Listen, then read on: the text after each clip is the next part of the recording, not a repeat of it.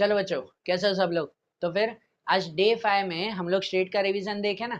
इससे पहले के वीडियो में आपने अकाउंट का रिवीजन किया होगा, ठीक है ना। ये इलस्ट्रेशन कंप्लीट किए, आज स्टेटिस्टिक का रिवीजन अब इसमें कंटिन्यू करें। तो आज इसमें हमें मेथड देखनी है ना, वो cost of living index number की मेथड। अभी तक अगर आपने रिवीजन किया होगा तो उसमें पहले हमने वो लेस पीरियड स्पेशियस फिशर, उसके हमने इंडेक्स नंबर देखे थे, ठीक है ना, वो मेथड समझी थी। फिर वेटेज एवरेज मेथड की समझी थी हमने, वो समझा था ना। अब cost of living index number है। Cost of living index number में वो पहले की दोनों मेथड कंबाइन आती है। लेस पीरियड मेथड, वो Laspeyres Paasche's Fisher index number, और वेटेज एवरेज मेथड, वो दोनों कंबाइन आते हैं। Cost of living index number practically वो कहलाता है कि जब वही इंडेक्स नंबर हम लोग जनरल लोगों के लिए काउंट करते हैं, कि जब कोई भी कंट्री में कोई भी जगह पर एक जो है वो ग्रुप ऑफ पीपल जो है वो हमने सपोज किए हो कि सपोज एक एरिया है उसमें इतने लोग रह रहे हैं, और उन लोगों की लिविंग स्टैंडर्ड के लिए हमें काउंट करना हो कि उनका लिविंग स्टैंडर्ड कितना हर साल बढ़ रहा है कि नहीं, उनके वेजेस रिलेटेड काउंट करने हो, वो जो हर चीज़ों पे, खाने पीने पे, कपड़ों पे हर साल कितना कितना खर्चा कर रहे हैं, हर साल का खर्चा बढ़ रहा है कि कम हो रहा है, मीन्स कि उन लोगों के रिलेटेड अगर हमें कोई भी तरह की काउंटिंग करनी हो तो उसके लिए cost of living index number use होता है, ठीक है। कि कोई भी प्लेस पर एक ग्रुप ऑफ पीपल को सिलेक्ट किया जाए कि इस एरिया में इतने लोग रह रहे हैं, और उनके लिविंग स्टैंडर्ड रिलेटेड जो है वो हम लोग कैलकुलेशन करते हो उसके डेटा से, तो ये cost of living index number है। Cost of living index number दो मेथड से ढूंढा जाता है, टोटल एक्सपेंडिचर मेथड से और फैमिली बजट मेथड से। Total expenditure and family budget, cost of living index number. Total expenditure method वो और कुछ भी नहीं, जो हमने लेस्पेरियस स्पेशियस की मेथड देखी वही है, बस वो कॉस्ट ऑफ लिविंग इंडेक्स के अकॉर्डिंग उसका नाम बदला हुआ है, बराबर। उसमें फॉर्मूला वही आती है कि देखो टोटल एक्सपेंडिचर मेथड में अगर हम लोग काउंट करें तो पहले सम में देखते हैं, जब सब वैल्यू दी गई हो ना, अगर सम में Q0 दिया हुआ है, क्वांटिटी प्राइस तो होगी हर चीज की, एक्सपेंडिचर काउंट कर रहे हैं तो प्राइस तो होगा, बराबर। अगर क्वांटिटी दी गई है और क्वांटिटी किसकी दी गई है वो देखते हैं, कि अगर Q0 quantity of base year दिया हुआ है तो इसके लिए इंडेक्स नंबर में ये फॉर्मूला यूज करनी, sigma P1 Q0 upon P0 Q0 into 100। अब याद आता हो तो ये लेस्पेरियस की फॉर्मूला है। लेकिन अगर इस टोटल एक्सपेंडिचर मेथड में Q1 दिया हुआ है, मतलब क्वेश्चन है उसमें Q1 की वैल्यू है, क्वांटिटी ऑफ करंट ईयर, तो ये फॉर्मूला यूज करनी है, sigma P1 Q1 upon sigma P0 Q1 into 100। ये वो पेशेज की मेथड है कि नहीं। तो टोटल एक्सपेंडिचर वही हुआ ना हमारा, ठीक है। हाँ, एक बात होती है कि लेस्पेरियस स्पेशियस फिशर इंडेक्स नंबर में हर समय हम तीनों तीनों ढूंढते थे, तीनों तीनों फाइंड करते थे। यहाँ पे तीनों नहीं ढूंढने हैं, कोई एक ही ढूंढना है, या लेस्पेरियस या पेशियस। Q0 दिया हुआ है तो ये ढूंढना है, Q1 दिया हुआ है तो ये ढूंढना है। इसके लिए याद है वो यूनिट चेंज के भी जो है वो क्वेश्चंस आते थे, फिर P1 P0, ये P0 Q0 उनका मल्टीप्लाई करते थे, कि वैसे ही जो उसमें कर वो सम आता होगा तो ये बहुत इजी है, खाली नाम बदला हुआ है, मेथड वही है। और cost of living index number में सेकंड जो फैमिली बजट मेथड आती है, वो फैमिली बजट मेथड वो आपका वही वेटेज एवरेज मेथड है। कल जो हमने वेटेज एवरेज में पता है सेक्शन एफ का लास्ट वाला सम किया था हमने, लास्ट सम दिया हुआ था, है कि नहीं, कि सेक्शन एफ का 10th वाला सम किया था वो सिग्मा IW से, यही वेटेज एवरेज से, वो cost of living index number का ही था। कि अगर ऊपर क्वेश्चन में लिखा हो कि फैमिली बजट मेथड है तो ये सिग्मा IW से ही करना है, वेटेज एवरेज से ही, ठीक है ना। फैमिली बजट में टोटल एक्सपेंडिचर लिखा हो क्वेश्चन में तो इस मेथड से करना है, ठीक है ना। या फिर अगर लिखा हो कि cost of living index number ढूंढो और अंदर जो है वो इंपॉर्टेंस दी गई हो, एक्सपेंडिचर के परसेंटेज दिए गए हो, बराबर ना। अगर परसेंटेज हो, इंपॉर्टेंस हो, रेशियो में वैल्यू हो, तो मतलब ये IW ही करना। ऊपर लिखा cost of living index number ढूंढो और अंदर इंपॉर्टेंस दी गई है, इंपॉर्टेंस मतलब वेटेज ही हुआ ना, तो वो फैमिली बजट मेथड हो गए। कभी डायरेक्ट ना दिया गया हो तो इसके थ्रू होगा। अरे बात समझ में, ठीक है। तो ये समझना बेटा इसमें। तो cost of living index number यही हमें करना है जो हमने पहले किया था। इस फॉर्मूला को नोट कर लो, तो ये कुछ इलस्ट्रेशन देखे, अगर आपको वो लेस्पेरियस स्पेशियस की मेथड और वेटेज एवरेज मेथड याद हो तो बहुत इजी हो जाएगा। वेटेज एवरेज में एक ही हमारा वो लॉजिक चलता था, पता है कि फॉर्मूला एक ही रखनी है, कभी आई मिसिंग तो कभी डब्ल्यू मिसिंग होता था, तो वो ढूंढते थे। भाई आई मिसिंग होता तो उसको ये फॉर्मूला से ढूंढते, P1 अपॉन P0 इंटू 100, ऐसे करते ना। हाँ, इसमें एक और एक्स्ट्रा खाली ये है कि अगर इसमें कभी डब्ल्यू मिसिंग हो, वेटेज मिसिंग हो, ना ना परसेंटेज है, ना रेशियो है, ना कुछ है, लिखा हुआ है फैमिली बजट से ढूंढो, तो कभी अगर डब्ल्यू मिसिंग हो तो डब्ल्यू इस फॉर्मूला से ढूंढते हैं कि या तो P0 मल्टीप्लाई Q0, और अगर Q0 नहीं है तो P1 मल्टीप्लाई Q1, बरोबर। या तो P0 मल्टीप्लाई Q0 करेंगे अगर ये दोनों है, या तो P1 मल्टीप्लाई Q1 करेंगे, होगा कोई भी एक ही, और दोनों हो तो दोनों में से कोई भी करो, वो वेटेज है, बरोबर।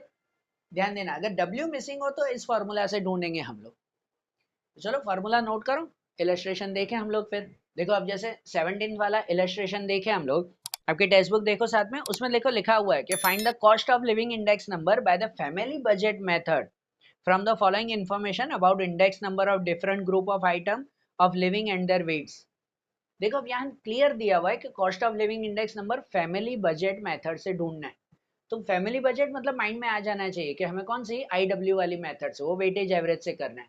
और यहाँ तो चलो क्लियरली वेटेज दिया भी हुआ है, पहला इलस्ट्रेशन एकदम सिंपल, कि यहाँ आपको सब ग्रुप दिए गए हैं। मैंने यहाँ पे लिखा है कि ग्रुप है फूड के, food items, clothing, electricity, fuel, rent, miscellaneous expense, उनके रिलेटेड आपको इंडेक्स नंबर मतलब आई की वैल्यू भी है 281, 177, 178, ठीक है, और साथ में वेट डब्ल्यू की वैल्यू भी। अब वेट हो मतलब IW की मेथड है, वो तो पता है, पर लिखा ना फैमिली बजट मेथड, मतलब वही मेथड से कर, ठीक है ना। वेट डब्ल्यू भी दिया हुआ है, तो फिर तो सिंपल ना, कि अगर आई और डब्ल्यू दिया हुआ है तो डायरेक्टली हमें क्या करना है, उसमें सिर्फ आगे IW ढूंढना है एक्स्ट्रा।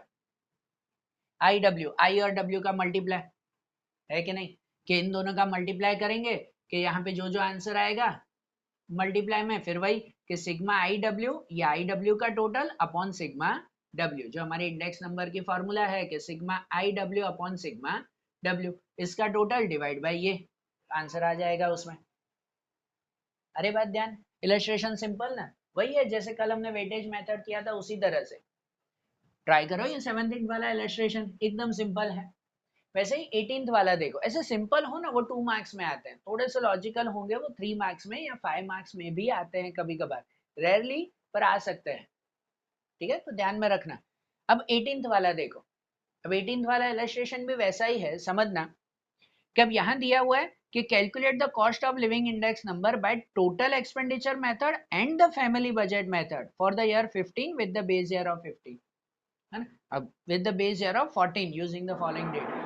अब यहाँ पर है ना कि total expenditure method and family budget method, दोनों मेथड से काउंट करना है हमें, एक नहीं दोनों मेथड है, तो मतलब 2 बार सम करना होगा हमें, ठीक है। मैंने यहाँ पे लिखा भी है ये 2 बार, पहले ही मैंने लिख दिया, पर ध्यान देना कि क्वेश्चन में लिखा हो कि टोटल एक्सपेंडिचर फैमिली बजट दोनों से, तो दोनों मेथड से करेंगे हम लोग, ठीक है।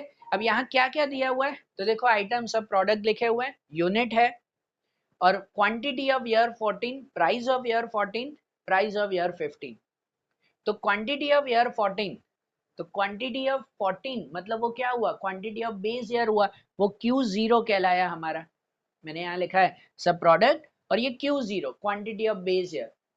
फिर प्राइस ऑफ 14 है तो वो price of base year P0, और प्राइस ऑफ 15 है वो price of current year P1, ऐसा हुआ ना। फिर अब एक बार टोटल एक्सपेंडिचर से, एक बार फैमिली बजट से, 2 बार सम करना पड़ेगा हमें। अब एक ही टेबल में काउंट करो, ठीक है, अगर लॉजिक होता हो, कंफ्यूजन होती हो तो 2 बार करो। ऐसे क्वेश्चन 5 मार्क में आते हैं रेयर, क्योंकि दोनों मेथड है, ठीक है, दोनों मेथड काउंट करो 5 मार्क्स में, ठीक है। अच्छा चलो, अब दोनों करने पर पहली एक चीज सबसे खास, जब प्राइस क्वांटिटी या कुछ दिया गया हो ना, तो भाई यूनिट चेक करते हैं। पता है वो लेस्पेरिस पेस्टिस वाली मेथड्स में कि कभी यूनिट चेंज करना हो तो चेंज करना पड़ता है भाई, तो यहाँ पर भी वो चेंज करना पड़ेगा, अगर है तो, नहीं है तो ठीक है। अब यहाँ जैसे यूनिट दिया हुआ है ना, तो हमने बताया था यूनिट हमेशा कैसा होना चाहिए, 1 में होना चाहिए, 1 में ही यूनिट होना चाहिए, उसके हिसाब से चेंज करते हैं। अब यहाँ जैसे पहला है वीट, वो वीट का यूनिट है क्विंटल, मैंने यहाँ लिखा नहीं है स्पेस के लिए, पर देखो वीट का यूनिट क्विंटल है, क्विंटल मतलब 100 किलो हो जाता है। तो अगर 100 किलो है तो 100 किलो थोड़ी, हमें कितना लिखना पड़ेगा उसका, 1 kg लिखना होगा, सही बात ना, 1 kg लिखना होगा, ये क्विंटल है। तो 1 kg के हिसाब से जो क्वांटिटी है, हमने पहले बताया था क्या करते हैं, क्वांटिटी खाली चेक करते हैं, यूनिट के हिसाब से होना चाहिए, प्राइस को चेंज करते हैं, देखा था ना वो लेस्पेरेज वाली मेथड में कि भाई प्राइस चेंज किया जाता है, क्वांटिटी चेक करते हैं खाली। तो यहाँ जो पहले की क्वांटिटी है 35 kg, अब क्विंटल नहीं किलो लिख रहे हो, केजी लिख रहे हो, तो ये 35 kg वो बरोबर है। लेकिन जो प्राइस है 1600 का, वो प्राइस 1600 100 किलो का प्राइस है, तो हमें 100 किलो नहीं 1 किलो का, तो उसको 1600 डिवाइड 100 करेंगे ना, 1 किलो का प्राइस कितना हो जाएगा, 16 रुपीज का हो जाएगा। तो मैंने यहाँ जो 1600 लिखे हैं वो 1600 नहीं, कितना होगा 16 रुपीज, वो चेंज करना है। फिर उसके बाद जो P1 भी है कि प्राइस 1800, वो 1800 100 किलो का प्राइस है, तो 100 किलो नहीं, हमें जो है वो 1 किलो का प्राइस करना है। तो 1 किलो को इसको भी डिवाइड 100 करो तो क्या हो जाएगा, सिर्फ 18 रुपीज हो जाएगा। हो जाएगा ना, मैंने दोनों सम के लिए वैसे लिखे हैं, तो वो ये मैंने इसीलिए लिखा है इसमें क्योंकि देखो, चलो ये वीट का हमने चेंज किया ना, चलो क्विंटल था वो हमने चेंज किया, चलो पहले समझ लेते हैं।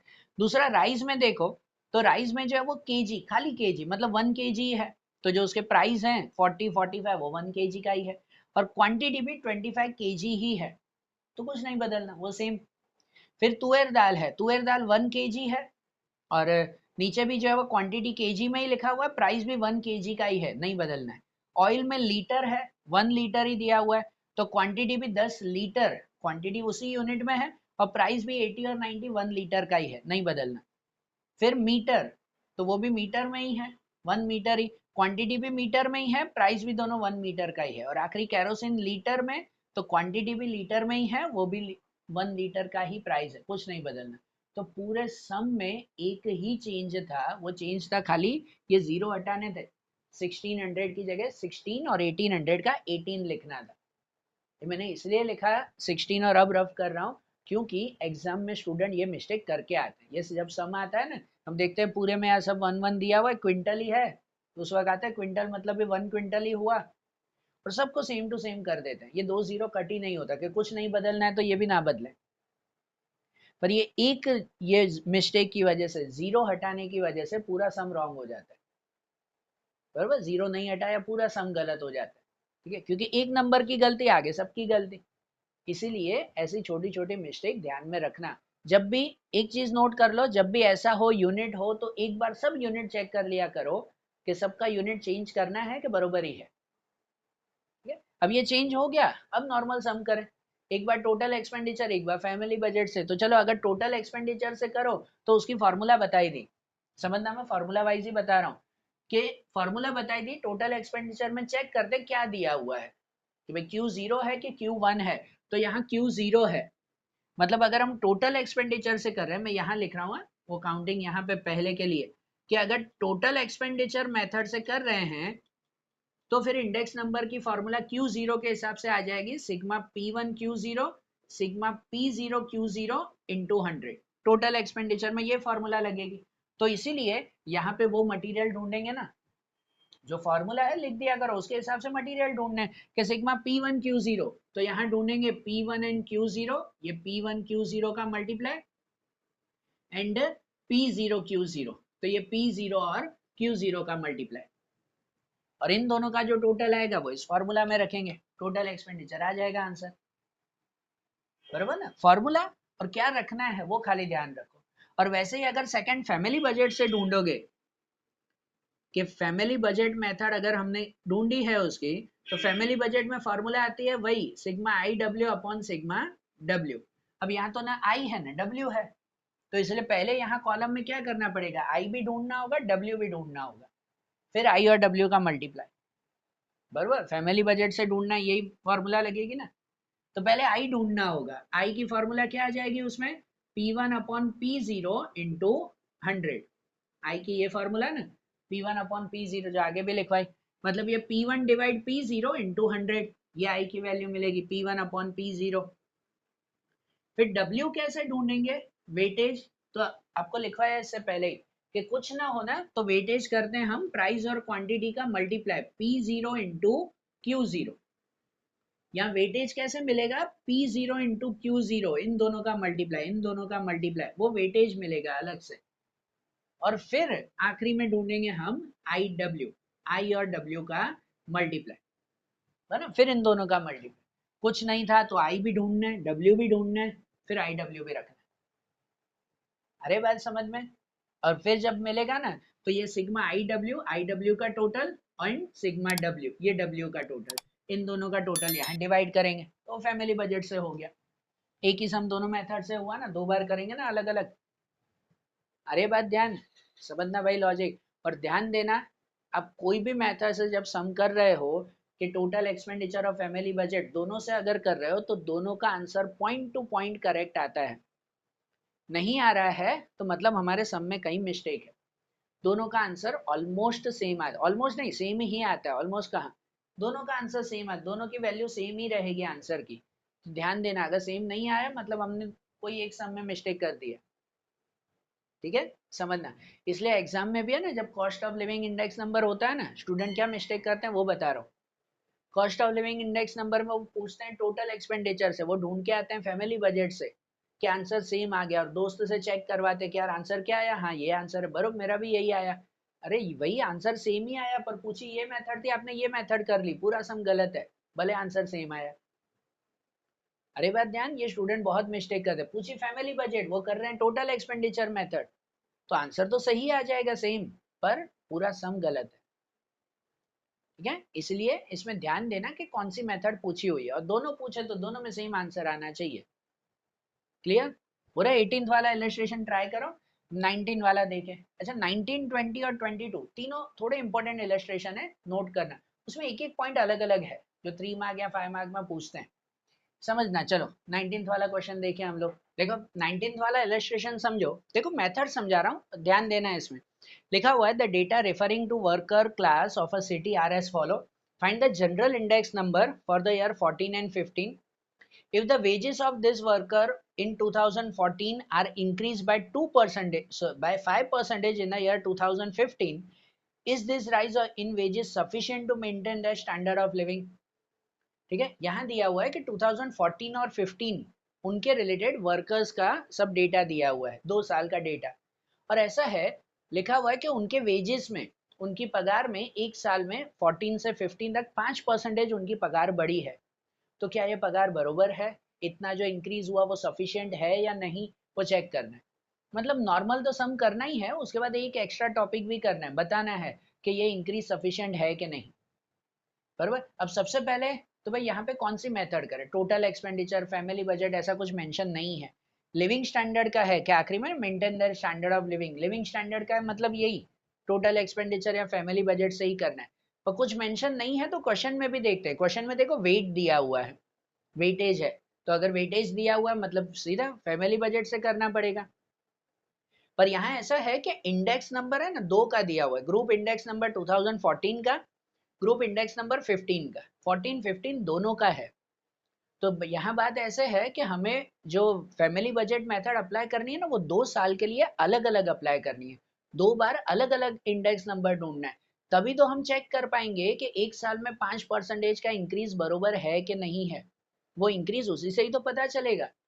यही इस सब में लॉजिक है, ध्यान देना, एग्जाम में ऐसा आता है क्वेश्चन।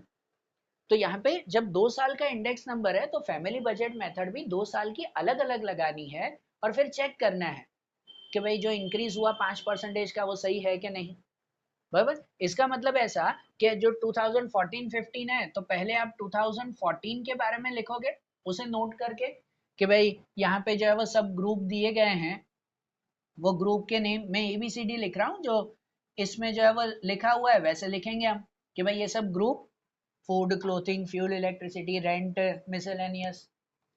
उसके बाद जो वो वेटेज दिया हुआ है तो ठीक है, वो वेटेज लिखेंगे, ये 2014 का वर्क के वेटेज जो सब दी गई है ना, 48 18 8 12 14, और उसके बाद इंडेक्स नंबर आई लिखेंगे, वो 2014 का लिखेंगे जो 14 का इंडेक्स नंबर है, मतलब 210 220 210 200 210 ये। और 14 का पहले एक सम पूरा करेंगे, फिर 15 वाले का अलग, नीचे इन्होंने कंबाइंड टेबल बनाई है, उसमें कंफ्यूजन होता तो अलग अलग करो उसमें, क्योंकि 2 साल के आखिरी में कंपैरिजन भी करनी है कि जो इंक्रीज हुआ 5% बरोबर है कि नहीं, इसलिए अलग अलग सम करो तो वो कंपैरिजन बरोबर होगी।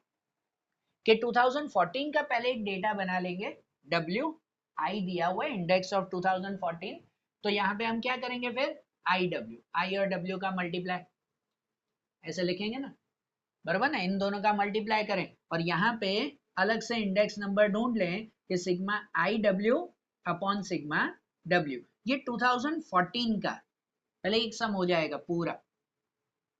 फिर वैसे ही 2015 का जो है वो सम करेंगे, सेम फिर से करेंगे हम वही वेटेज एवरेज से। फिर से लिखें कि वही ग्रुप में लिखें, मैं एबीसीडी लिख रहा हूँ कि जैसे इसमें दिया हुआ है वैसे जो है वो ग्रुप लिखेंगे, food, clothing, electricity, rent, miscellaneous.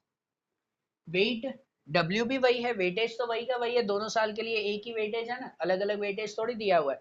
तो वेटेज वही का वही लिखेंगे जो इसमें दिया हुआ है, 48, 18, 8, 12, 14 और इंडेक्स नंबर।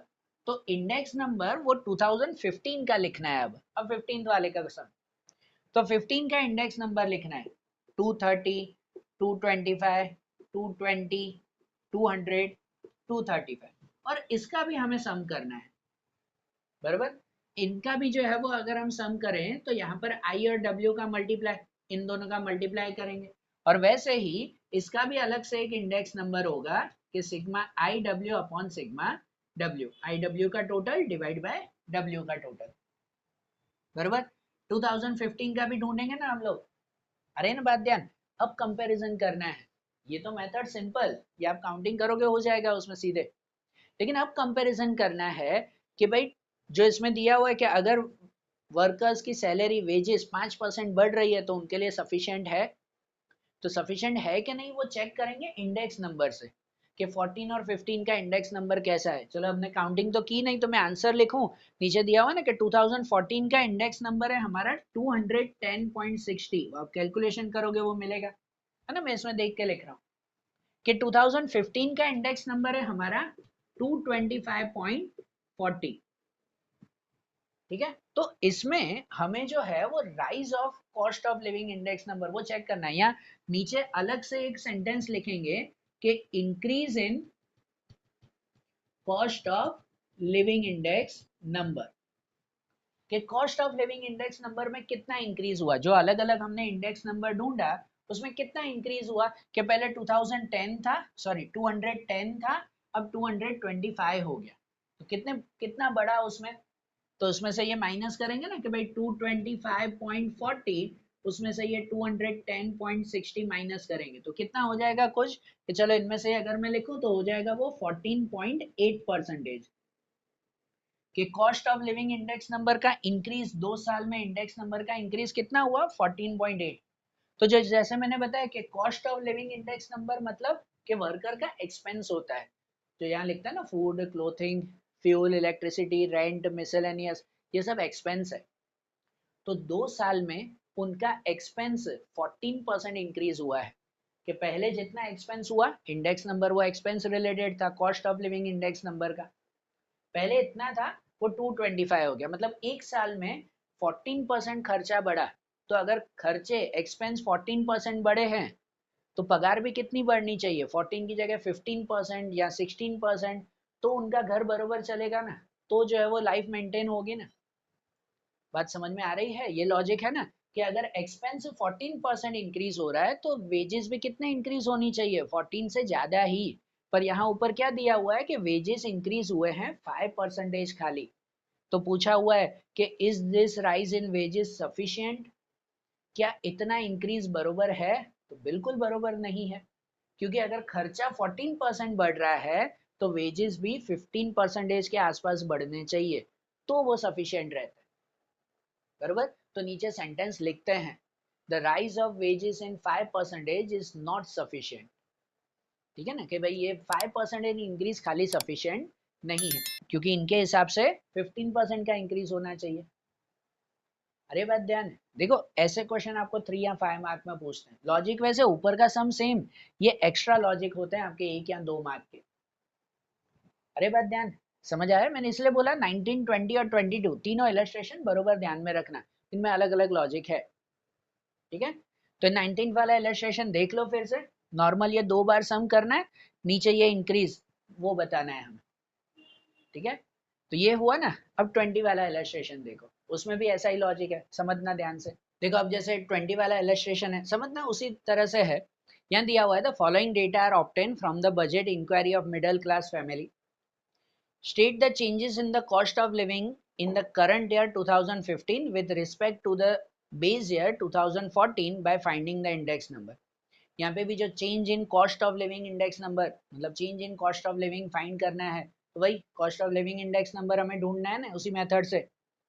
लिखा हुआ कि if the average monthly disposable income of a family is 30,000 during the year 2014 and their average monthly disposable income during the year 15 is 35,000, then according to the family budget index number, what should be the rise in average monthly disposable income of family to maintain the same standard of living of the base year? देखो यहाँ एक extra है कि क्या दिया हुआ है कि 2014 में उन मिडिल क्लास लोगों की सैलरी एवरेज मंथली इनकम 30,000 थी और 15 में उनकी जो है वो इनकम 35,000 हो गई।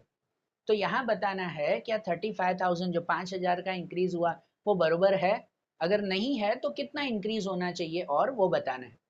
पहले कैसे परसेंटेज में दिया हुआ था कि इतना परसेंटेज बरोबर है, अब यहाँ इनकम वाइज दिया हुआ है कि अगर उनकी पगार 30 से 35,000 बढ़ रही है तो क्या ये बरोबर है इतना बढ़ना।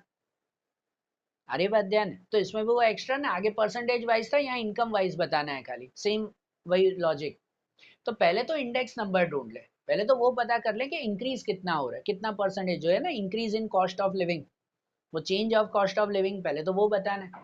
पहले तो नॉर्मल सम कर लो कि देखो आपको ग्रुप दिए हुए हैं, डब्ल्यू दिया हुआ है, वेट दिया हुआ है, वेट है ना डायरेक्टली वेट लिखा हुआ है, and percentage price relative of the group 2015, percentage price relative तो उसे ही तो इंडेक्स नंबर कहते हैं ना, मतलब इंडेक्स नंबर भी दिया हुआ है बराबर। और क्वेश्चन में लिखा भी हुआ था कि according to family budget index number, तो मतलब मेथड भी फैमिली बजट की ही लगानी है, और डब्ल्यू दिया हुआ है तो फैमिली बजट मेथड ही हुई ना हमारी। तो पहले तो नॉर्मल सम कर लो आप लोग कि भाई ये आई और डब्ल्यू दिया हुआ है क्वेश्चन में, तो पहले आई और डब्ल्यू का मल्टीप्लाई करके सम काउंट कर लो, आई और डब्ल्यू का मल्टीप्लाई, ठीक है। तो हम फॉर्मूला लिख देते हैं ना फिर के I equal to index number sigma I W upon sigma W, कि आई और डब्ल्यू का मल्टीप्लाई करोगे फिर वो sigma I W divide by sigma W, उन दोनों का आंसर मिल जाएगा बरोबर। जैसे चलो आप तो काउंटिंग करोगे, मैं अगर डायरेक्टली आंसर लिख रहा हूँ इनमें से देखकर, तो ये आंसर है हमारा कुछ 134.5, ये इंडेक्स नंबर मिलेगा ना इस मेथड से। अब आगे की काउंटिंग, जो जो पूछा हुआ है ना क्वेश्चन में वो सब ढूंढ के बताना पड़ता है भाई। कि एक तो ऊपर लिखा हुआ है सबसे पहले कि state the change in cost of living, है ना, सेकंड लाइन में ही लिखा हुआ है ना ऊपर कि state the change in cost of living, कितना चेंज हुआ मतलब कितने परसेंटेज का इंक्रीज हुआ लिविंग इंडेक्स नंबर में। तो भाई कितना 134 हुआ ना, तो सपोज पहले बेस ईयर का कितना इंडेक्स नंबर था कुछ पता है?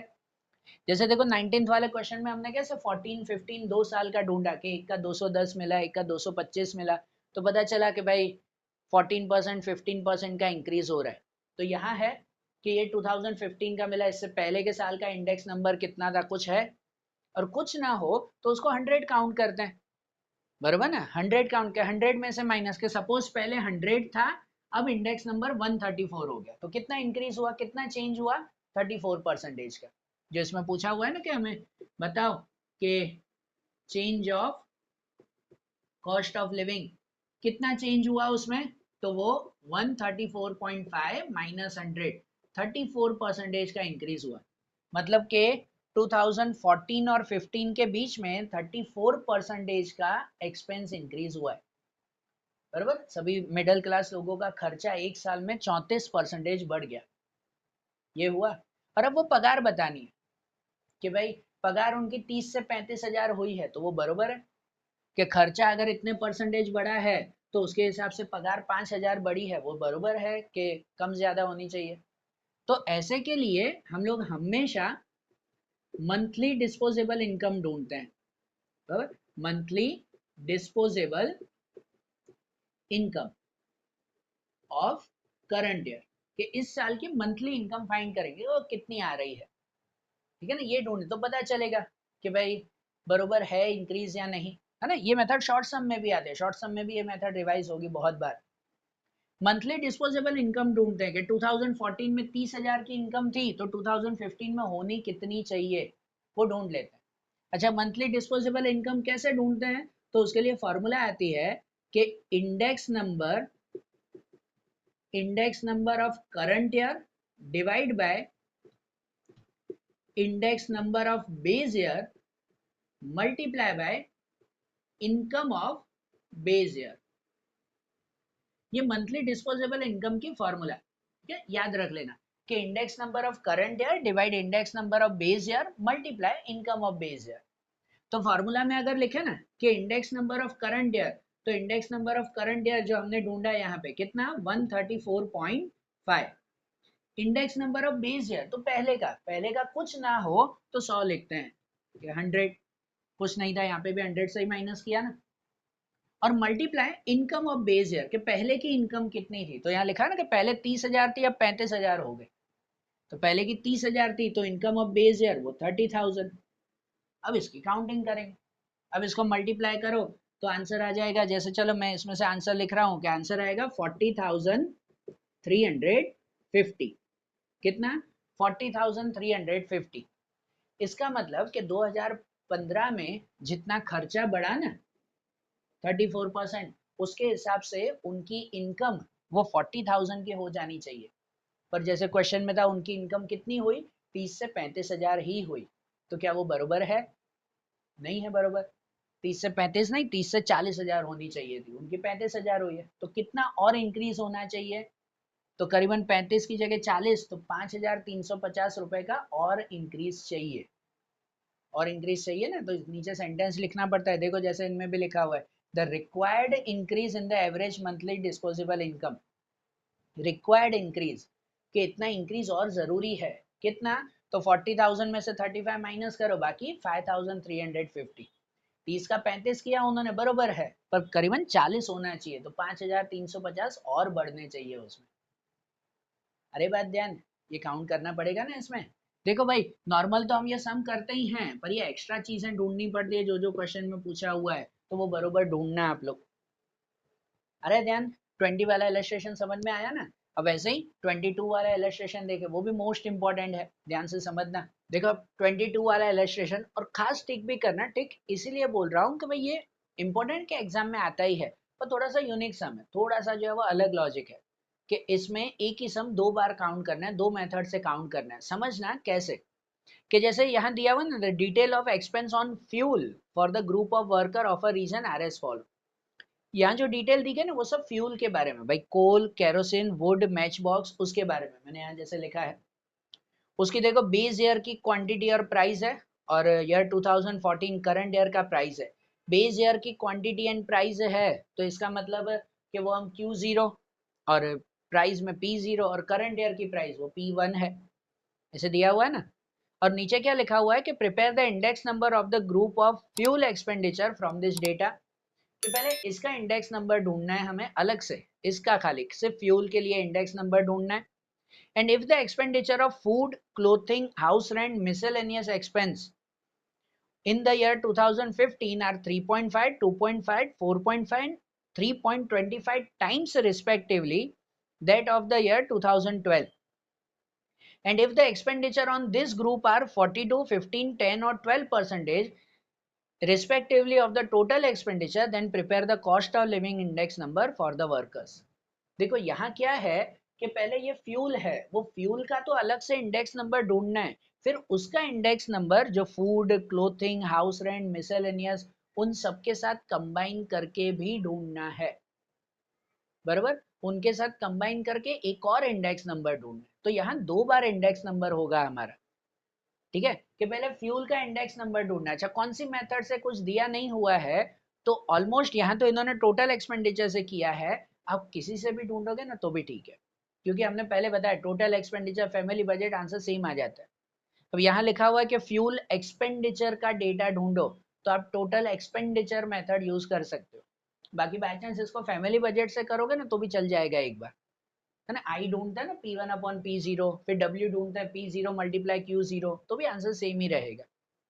तो पहले फ्यूल का अलग से ढूंढना है कि भाई फ्यूल का अलग से इंडेक्स नंबर ढूंढो। सपोज अगर टोटल एक्सपेंडिचर से ही ढूंढ रहे हो तो उसके लिए इंडेक्स नंबर की फॉर्मूला आ जाती है ना कि सिग्मा P1Q0 सिग्मा P0Q0 × 100।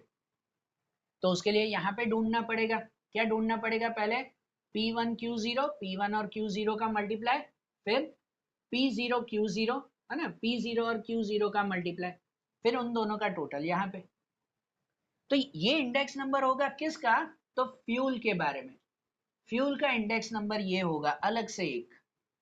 अब इसका कंपेयर करना है बाकी सबके साथ, बाकी सबके साथ कंबाइन करना है, कंपेयर नहीं कंबाइन करना है बाकी सबके साथ, जो फूड, क्लोथिंग, रेंट, मिसलेनियस।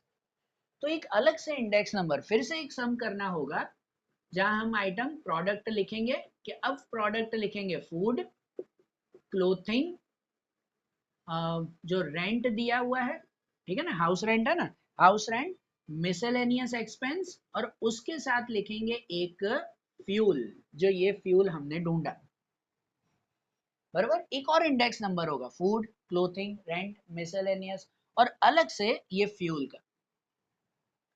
अरे बात ध्यान समझना, इस समय यही लॉजिक है कि पहले फ्यूल का अलग से ढूंढा, अब ये इंडेक्स नंबर यहाँ पे भी लिखना है। अच्छा, अब ये कौन सी मेथड से करना है, तो यहाँ उन सब के लिए है ना आपको परसेंटेज दिए हुए हैं, परसेंटेज वैल्यू है उसकी। तो जब भी परसेंटेज हो मतलब वो वेटेज एवरेज से करना पड़ता है, फिर वो ये टोटल एक्सपेंडिचर नहीं चलेगा भाई।